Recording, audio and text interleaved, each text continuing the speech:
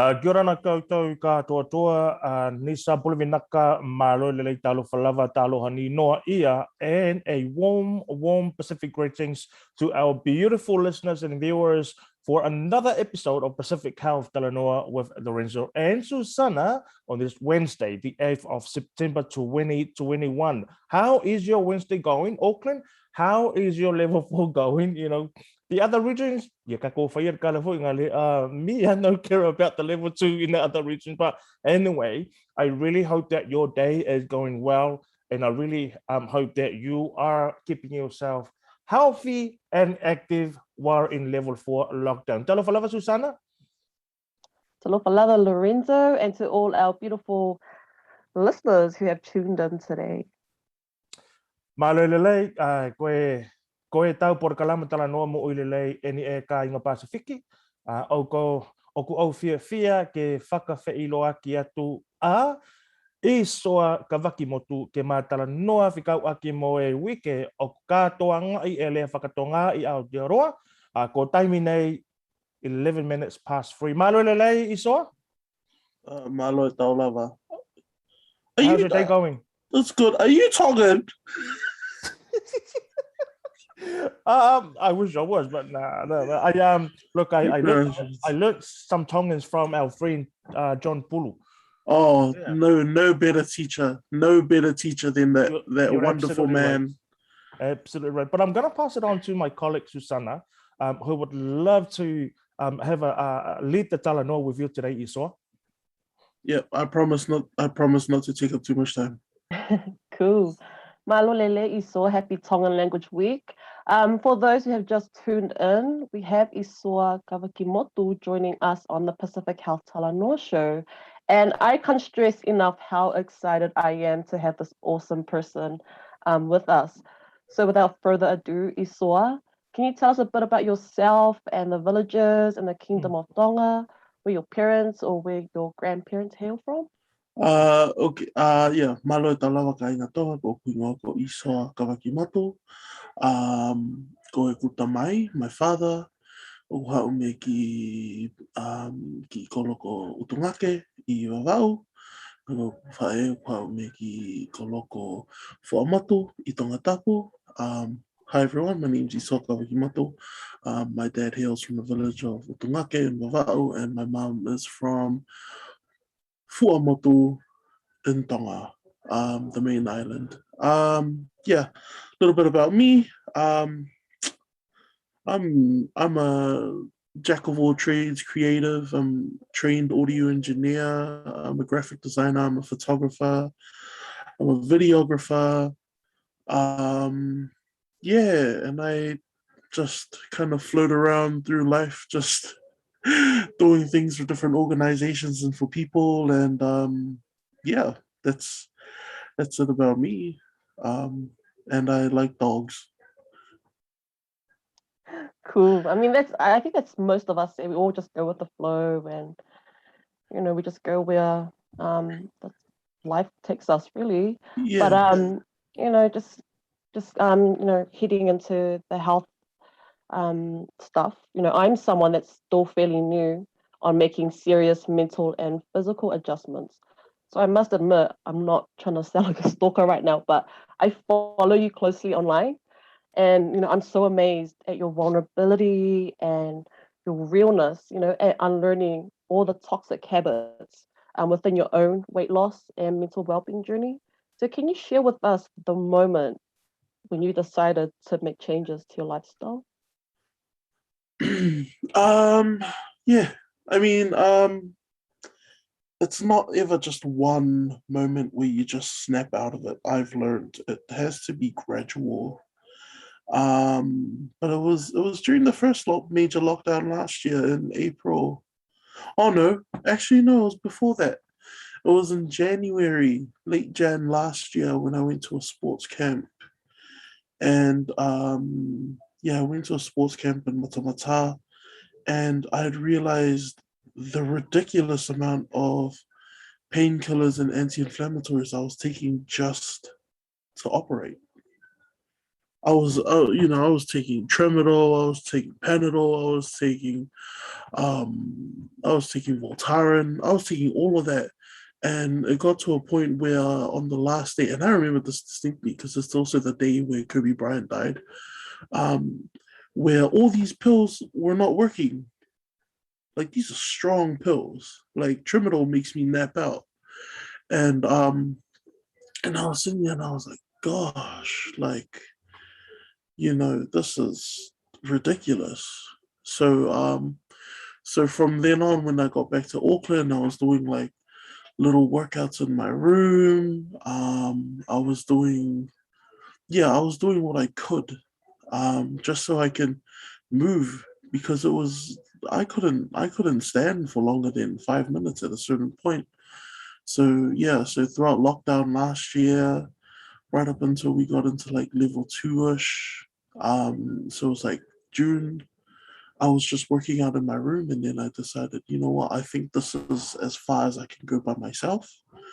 So I eventually reached out and joined the gym, and like since then I've been there for over a year now. I've lost about 45 kilos, and I'm just like making gradual changes since then. Like I'm not only working on my physical self, but I'm also where I'm phasing out a lot of bad foods. Like, that's the hardest part, is eating healthy, but also consistent movement, which is quite hard now because I'm working, but that's okay. It's a balance I'm trying to nurse. But also, I'm now back in counseling, like actively seeking help so that I can get my mental well-being right, so that I can be the best version of myself, because like, I'm no good to anyone or even to me when I'm at my lowest, you know? Sorry.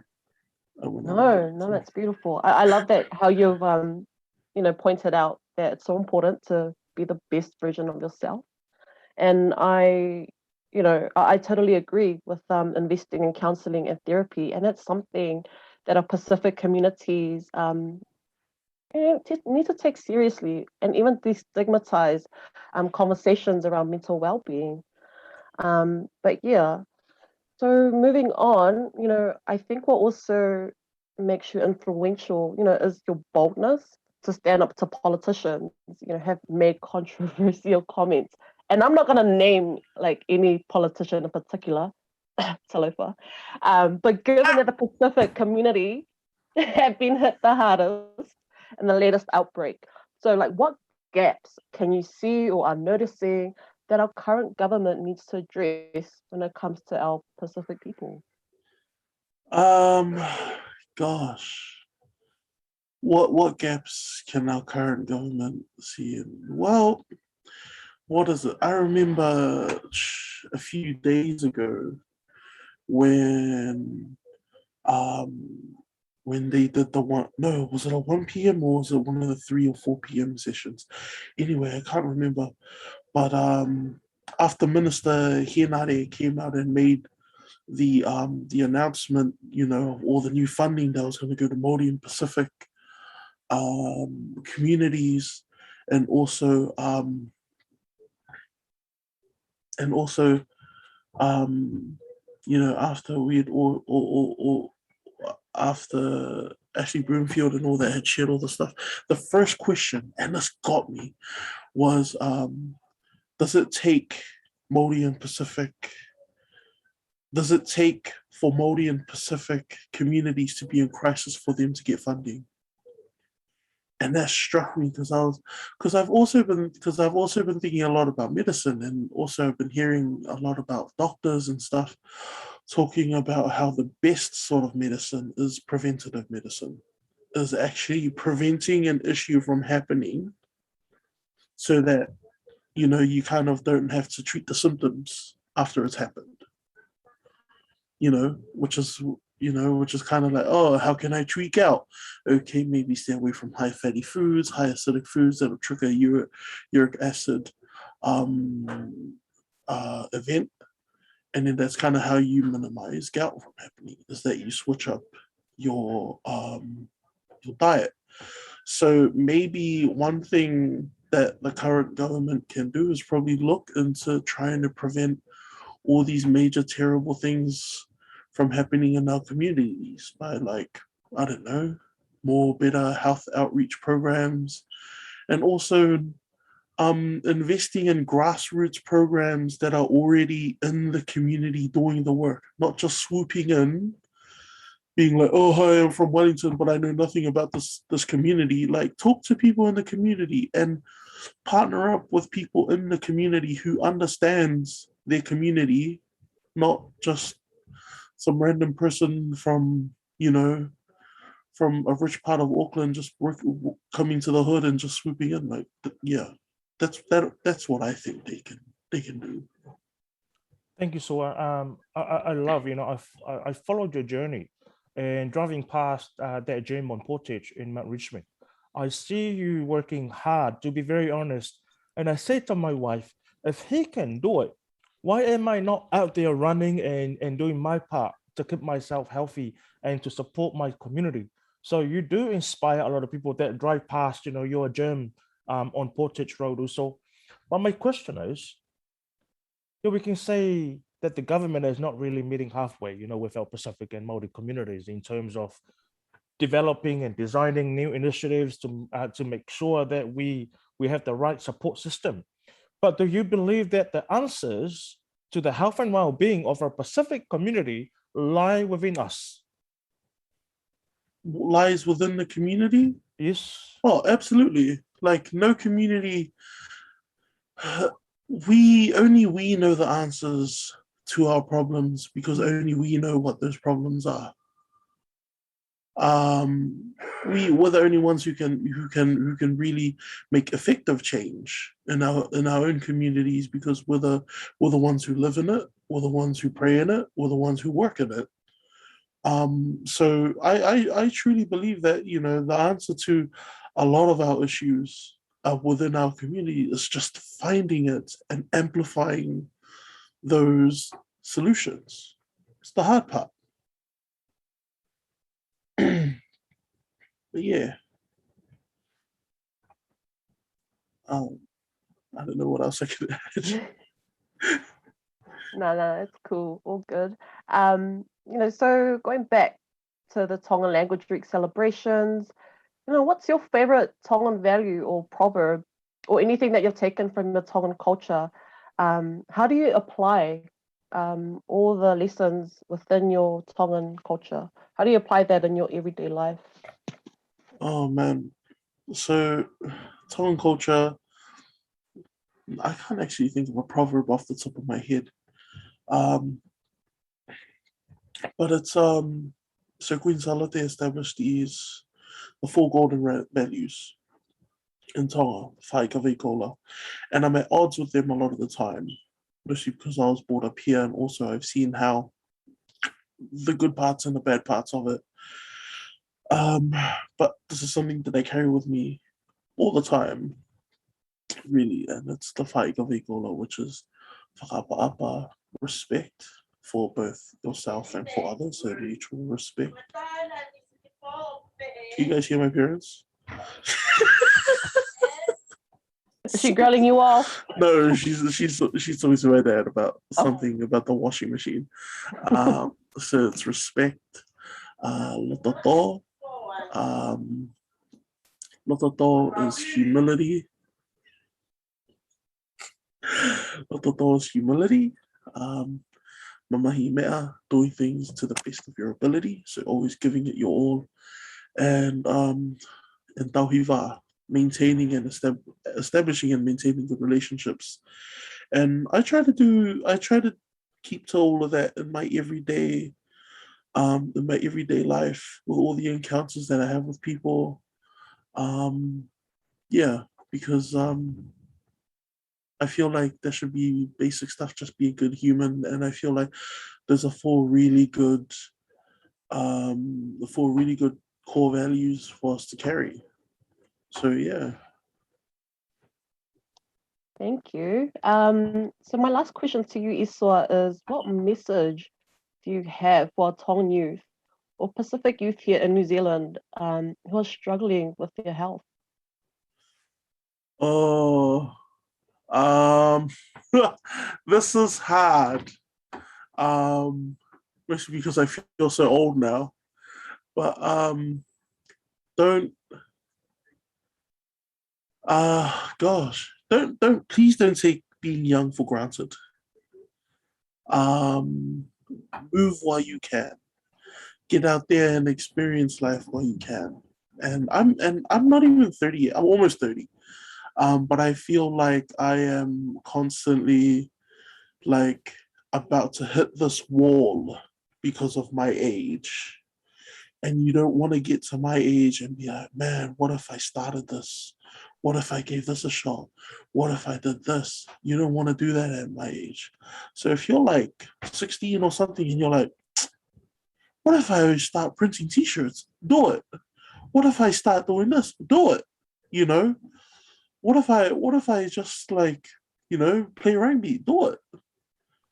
And that's all I could do is just encourage you to just do it. And if you're thinking, and especially health wise, and you're quite big and you're like, oh man, what if I just like try giving up, like, try to lose weight and stuff, just do it.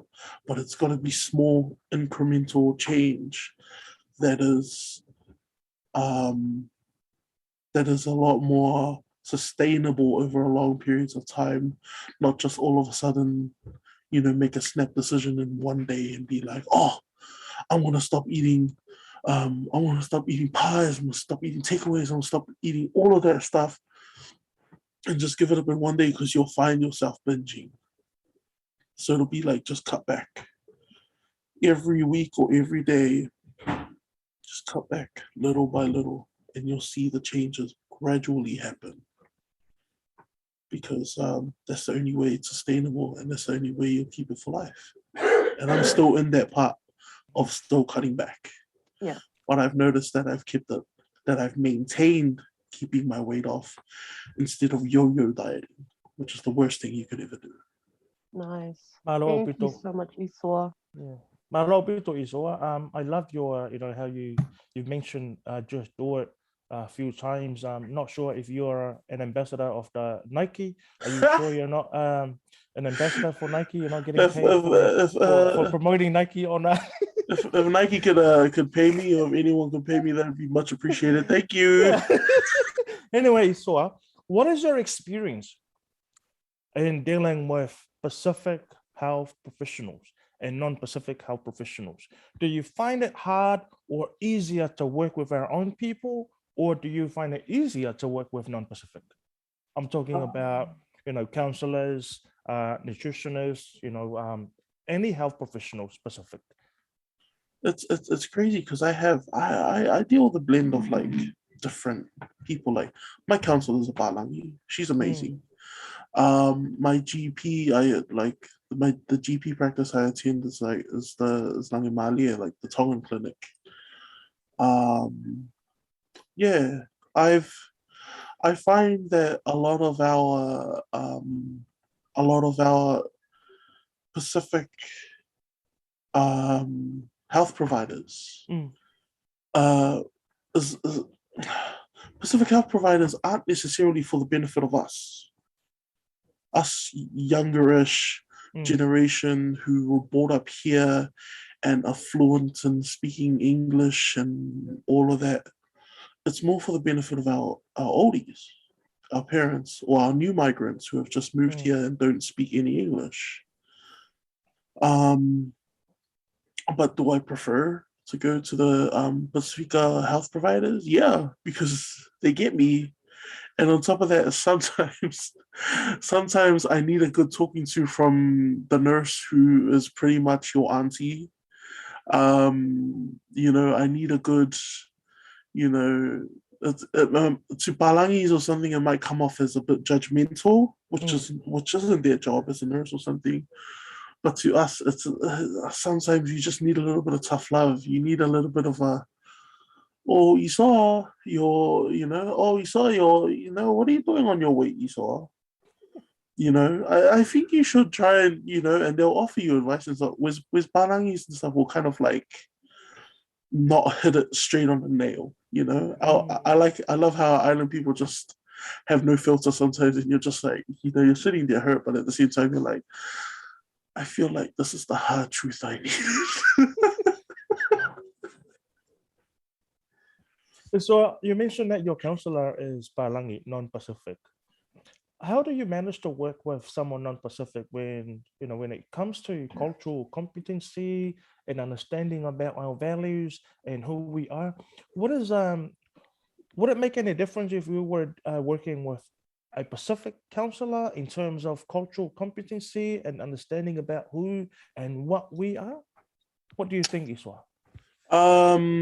I feel like because my not just that, my counselor's a woman.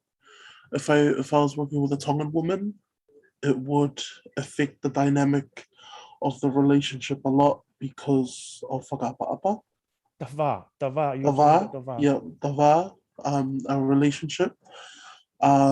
Which is why I feel like in this context, it's good that I've completely just avoided that and just, oh, this Palangi lady seems cool. Let's check her out. And since then, I've stuck with her. But it's only like it depends on the counselor and their cultural competency. Like she outright said from the get-go, it was like she understands that there's a privilege that she has as a Palangi, and that she understands that my upbringing is completely different. So again, it depends on the counselor and it depends on how they approach you. But if they can do the job right, then why not? Wow. Like as much as we do like to support our own people and all that, which is great. But yeah. Thank you so much. So the last two questions I asked, because I'm actually speaking on behalf of some of our listeners and viewers. Those are the questions that came through our live commentary. So thank you so much for elaborating that and giving them some sort of understanding, because we are all going through the same journey. We are on the same waka. Do you have any questions, Susanna, before we conclude our Talanoa with Isoa? No, I think Isoa's covered it all. Thank you so much for joining us. I'm a huge fan of yours, and I followed your weight loss journey. I have seen you a couple of times at Panmure Basin because I used to run there daily. Did you say hi? Oh my gosh! I don't know, it's a bit shy, but keep going like on your journey, like continue on doing the great work, because honestly, you have a massive following and you're inspiring and motivating us. Yeah. I just, to be honest, I'm gonna be honest. I only posted up my workouts. It's just so that I have a diary of movement. There was nothing else. And then all of a sudden I started seeing like, oh my God, I started seeing encouraging like messages from my friends, and I was like, okay, cool. And then I was like, oh man, you're so motivating, you're motivating me to cheer. Yeah, I'm like, no. I just want to work out, that is all. But thank you. Keep it up. Keep it up. Thank you so much, Isoa, for coming on our show. We appreciate your time. We appreciate you sharing your journey and having this Talanoa about the Tongan Language Week. We will keep following you, and we will invite you back on our show to have more Talanoa. But for now, may God bless you and your ainga. Thank you so much for your time, Uso. Thanks for having me, guys. Really appreciate it. Appreciate it. God bless. That's the first part of our Pacific Health Talanoa. We're going to take a break, and when we come back, we will bring in our very own local hero, Thomas Bourne, on our Pacific Talanoa.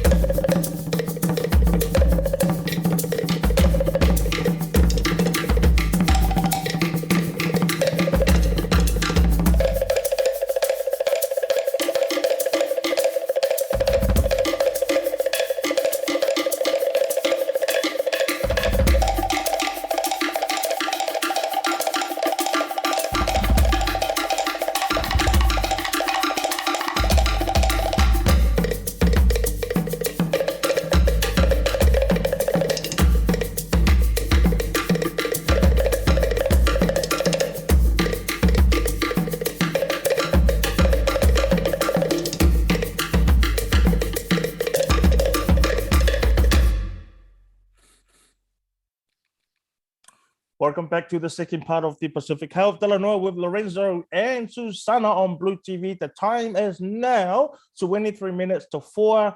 To taliu mai o le tātou porkalama, ia e le ngata fo i lea, e lunga o le tātou Pacific Health Talanoa, ma lunga o le Blue TV, whaatase ma le tua whine ia Susana. Fia whailo atu. I am so excited. Ever since the first lockdown, and I saw Thomas doing his thing at the Pack and Save supermarket, I've been trying to get him on my show, but finally, I got my man. So welcome on the show, Thomas. How are you feeling today? Oh, I'm feeling awesome, man. Feeling awesome. Now, I see you as a local hero because of the work and your service, your tautua, and everything that you do for our community. So we applaud and commend you, and thank you so much for your time to come on the show. I can see that you're still wearing your uniform. You've just finished your shift, your first shift, and you're gonna go to your second shift. I mean, how do you manage to do all these long hours, Thomas? It's all on the timing. You gotta time it. Because when the mind is right, the time is right. So yeah. So you're saying that when the mind is right, then the time is right. How do you keep yourself mentally strong? You just gotta have that mindset, and you focus on, if the position there is the position that you can do, then it's a green light, it's a thumbs up. And amount of work that I do during this lockdown, I just want to make people happy, because during these times, I know people, they wanna enjoy themselves of having that smile back at their face. But I'm one of the guards that they can come out there with a heart. They can go out to the community. They can just entertain people, and also enforcing the COVID-19 policy procedure. Nice, Thomas. Thank you so much. Now, my next question before Susana asks her question is, with all the racist negative comments towards our people, directed and made about our people, how do you keep your cool? At the supermarkets, I see the videos, and I've seen some people calling you, oh, that's the smile on a face security guard. How do you keep your cool, especially when people turn up with no mask and they're trying to tell them, hello, no mask, no entry? But how do you keep them how do you keep yourself together? How do you hold yourself together? First of all, I tell them to keep a distance, and then you tell them, because remember, it's 2 meter distance when you are communicating with one person to the other. So how you keep it cool is you just gotta have the A game, and just to tell them, hey, look, it's mandatory. We must all wear a mask. It's a must. So in order for them that they want to comply to the rules, and they want to wear the mask, and they want to, just remember that every store in the supermarket, they have different policy. They have different procedures that they go through. But we are there to do the job, just to enforce their rules and their policy. It's what we get paid for. But the other thing is if they don't want to comply, me, I'm cool with it. I don't get too much anger. I don't have that too much stress in me, and just try and wanna pick a fight on that person. It's not all about that. It's all about communication. It's how to use your voice to communicate with the person. And also, if they don't want to comply, that's fine. We can just we call the police and that as well. Sana? Thanks, Tom. I was just wondering, what brought you into your line of work? Is it something that you've always been interested in? And how did that shift into entertaining people? Because I was at Pack and Save last night, and it's an almost done, and it's quiet and everyone's serious. And I was telling the checkout operator, it's so sad that this is the highlight of my day, like going to Pack and Save. But yeah, anyways, like what brought you to your like line of work? Thank you. So my line of work is it was something that I was really good at. I was really good at entertaining, and also my dream is to become a security officer. I mean, I was 12 years old. So as I was growing up, I accomplished my dream goal, and also got the job. Um, I've been through a lot with securities. With been 8 years now, or 7 years in security. So I come from a lot of background in security, and that's where I got all my experience. And it's just that you just gotta be yourself. You just gotta be yourself. You are the character, and you are the person. If the job is right for you, just go for it. You just go where your heart goes to. But my heart goes out to the people in the community, people that needs help, and people that needs to have that joy in their lives, people that needs to have that smile. That's why I'm always there out in those supermarkets, lighting up the mood, having the positive attitude. That's what kind of people need. Because what I experience like people, they always want to push in, and they always want to argue. I've experienced that. People always tell me, like, why are you holding the line so long? But they don't know that I am holding the line because of their safety, so that I can space out people so they don't blow up the bubble. Because last year I made up a motto. The lockdown motto is double the bubble, double the trouble. Love that line, Thomas. Look, I love how you have your own approach, which is different from the many security guards, and we know that you're also a singer, you're an entertainer, you're an actor. Now, would you like to demonstrate a bit of your acting, when you're, let's say you've got 100 people lining up, and also maybe have sing us a song if you can too, Thomas? Oh yeah. So what I do is like when I hold the cue, people look at me with like a sleepy face or angry face. I just come out of the door and I just enforce the make sure you guys have a mask on, make sure you guys scan the QR code. It's very important to scan the QR code, all right? And then 5 seconds later, you just bump into that down the Vaishingango, down the river flows, down the Vaishingango, down my dali goes, go down the Vaishingango, down the river flows, hey, down the Vaishingango, down my dali goes. That's all what people need is from one smile to a billions of smiley faces. Oh man, you are the man, Thomas. You are the man. I've done security work as well, and I've never seen an energetic and an entertaining security guard like you. So you are one in a billion. Also, to be very honest, so keep doing you. Don't forget that your community and your people are right behind you. And if no one listens to you, you know what to do. Call 111. Also, but yeah, do you have any final comments before we conclude our Talanoa? Yes, I would like to give a big shout out to the also Upu Filoa. He owns the security company. Big shout out to you. Also, mad love for you for having me on your team to putting me out there into the community to enforce the COVID-19 procedure, and also to enforce about their bubble. Without me, there wouldn't be double the bubble, double the trouble. That's why you gotta be more charismatic and more character into being yourself when you come into these kind of jobs. Because every job you gotta be yourself, just like me, be myself.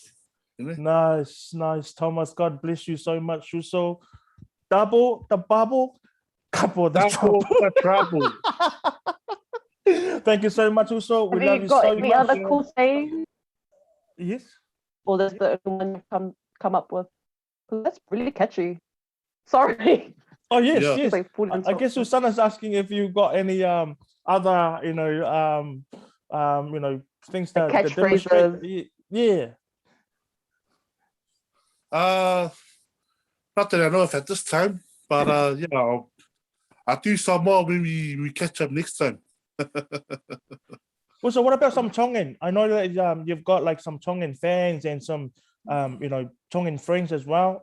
Would you like to shout out to our Tongan community, maybe in Tongan? Oh, yes.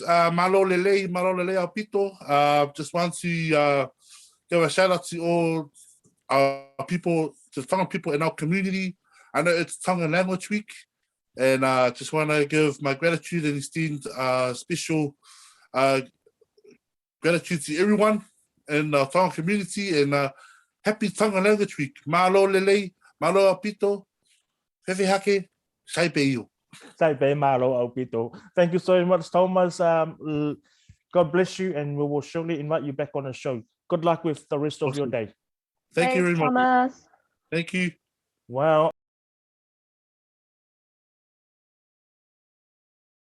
Some real security work, because to be very honest, it is not easy to be a security guard, especially dealing with angry people like me and like us.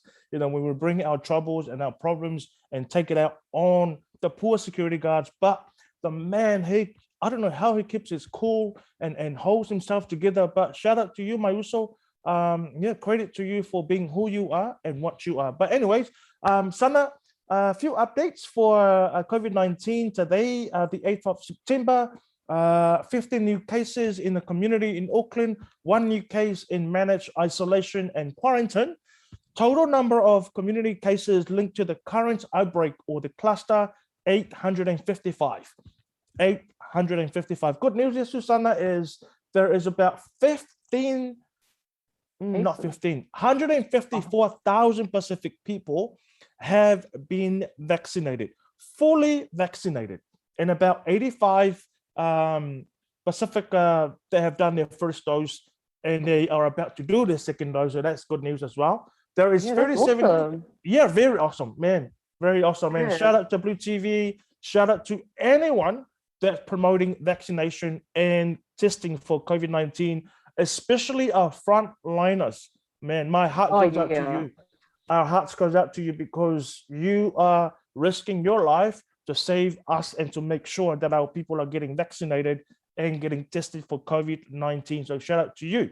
There's 37. Not only our frontline workers, like our health professionals, but also the ones that are working at supermarkets, like Thomas and the checkout operators. Like you guys are doing a fantastic job as well. We see you guys.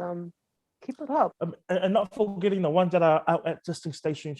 Today was rainy, the whole day, and I saw one of my friends live that's working at a testing station at the Manukau Super Clinic, and it's hard watching them working in the rain and running to that car to come and get for them to come and get tested. So it's not easy. So shout out to you guys. Our prayers and thoughts are with you all. Keep yourself safe, be kind, and like Thomas said, what is it, Susanna? Double the bubble, double the trouble. That's right. Now, we are going to leave you with this TikTok to honor our guest today, especially Isoa, who is Tongan, and as well as the Tongan Language Week. Thank you so much for tuning in. Susanna, would you like to say something before we go back to to be a dad? Especially me, be a dad? No, everyone, take care, be safe, stay indoors because the weather outside is just cold and miserable. But yeah, be kind, follow the COVID restriction rules and all that, and hopefully we'll go down on level, hopefully soon. Fingers crossed. Hopefully. Fingers crossed. Thank you so much. We'll see you tomorrow. We'll leave you with this TikTok and shout out to all our Tongan listeners and viewers. Malo everyone.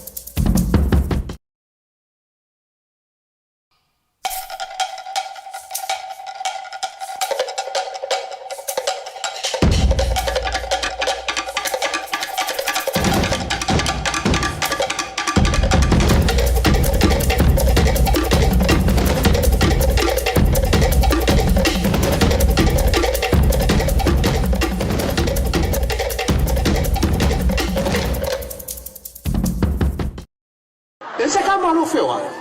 Ese se oro fewa. Ele se kama. O ngakena le ngalo mafafawa oi. You love me? Well, too much. How many much? How many much? 3 months.